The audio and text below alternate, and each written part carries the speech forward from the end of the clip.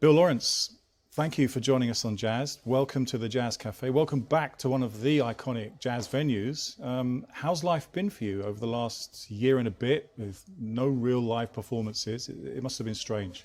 It's been intense, there's no doubt about it. I think everyone's had to try to kind of reinvent the wheel a little bit. And, I suppose you've got to kind of focus on the silver lining of these situations and how it can sort of reframe things and recontextualize things. And interestingly enough, I've actually managed to record an orchestra remotely. I had a whole sort of orchestral session booked in before the lockdown hit, and we kind of pulled together the resources, and the orchestra kind of all recorded themselves in their own setups at home, and then we sort of compiled all the files. So, it's quite interesting, like in the throes of lockdown, to still be able to track an orchestra without leaving the front door, So I feel like it's kind of galvanized a lot of people to try to be more resourceful and find other ways of doing it, But that said, you are famous for touring around with a big band, Snarky Puppy, playing in front of immense audiences, sometimes with an orchestra on the back, like innumerable people on stage. And you've gone from that, night after night, festival after festival around the world, to essentially staring out of your kitchen window and wondering how long the grass is getting. What's the one thing during all of this period that you've learned about yourself? Wow. I suppose it's reminding yourself. Once something's gone, like to have been deprived of sharing music with other musicians and audiences, really kind of shines a light on how important it is in my life, and it's only really once something isn't there can you fully appreciate its value, and so that's hit home a lot for me. But equally, I think I'm interested in, like a lot of people, kind of building home offices and studios, because nobody really wants to go to work anymore, and so I think there's something to be said for the world kind of stopping us all and saying, okay, everyone just stop for a minute and just let's have a rethink, because obviously there's something that needs to change. And I think there's got to be something in that we should focus on and just try and find the light from. But I've been really fortunate that I had my first child a year and a half ago, and so one of the silver linings for me has been I've been around a lot more to kind of witness him growing up. So, there's always a silver lining somewhere, I think. And despite all of that, Snarky Puppy managed to get another Grammy Award. You're a key member of the band. And this one must have been special because it was the Royal Albert Hall live recording right here in your hometown, London town. How did that feel? It was glorious, man. It was really glorious. The thing is, we just had the baby 3 weeks before, so I was totally sleep deprived and kind of, my world had been turned upside down. And so I wasn't with the guys for the European tour, and so I actually just jumped on for that one show. So they're all kind of mad at me that I just jump on the one show and get a Grammy for it. But no, it was just amazing. That venue, like, it really does kind of live up to the reputation. I don't think I've ever played, or maybe, I think Snarky Puppy would say the same.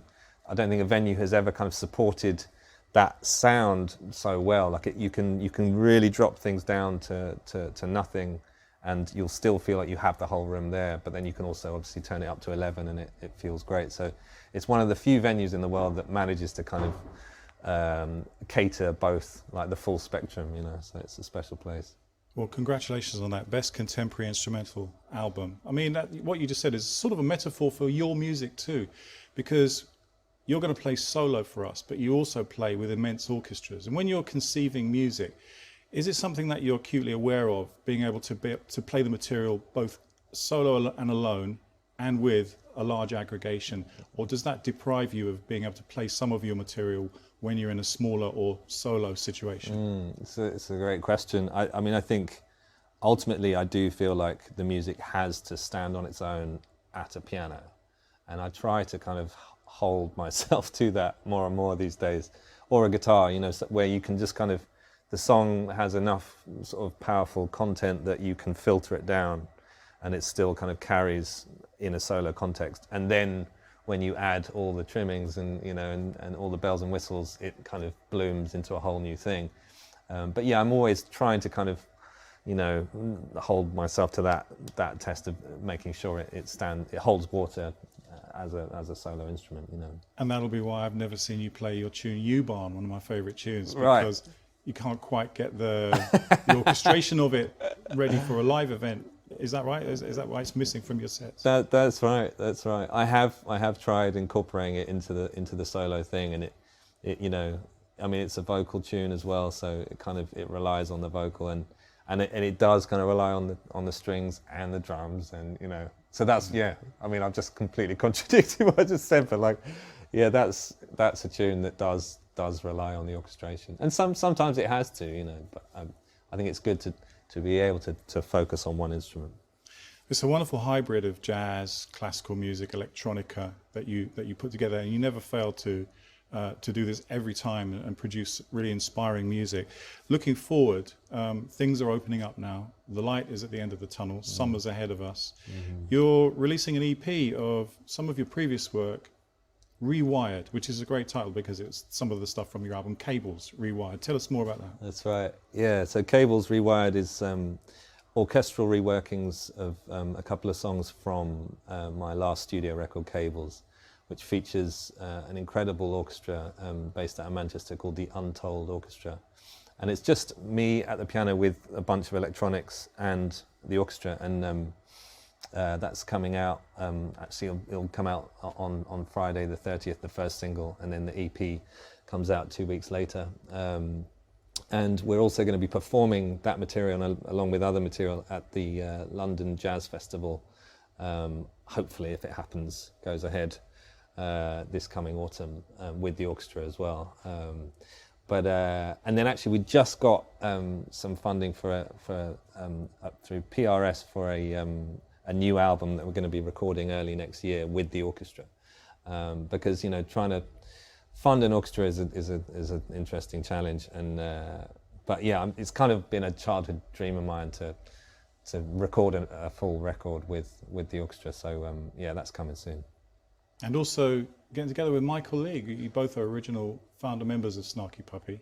Michael's down in Barcelona now, and you managed to get out there somehow, some way, to work with him on a new duo album.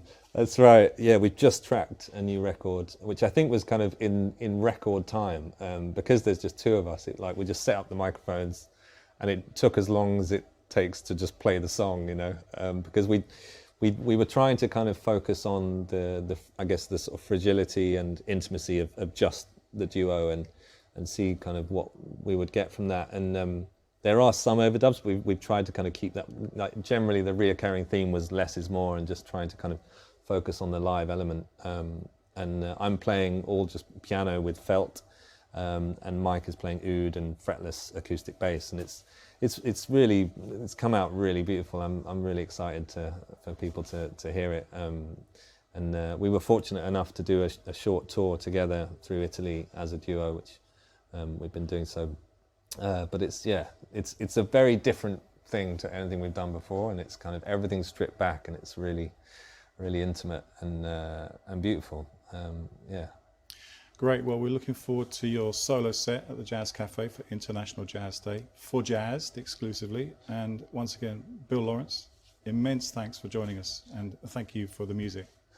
Thanks for having us, man. It's good to be it's good to be back. Nice one.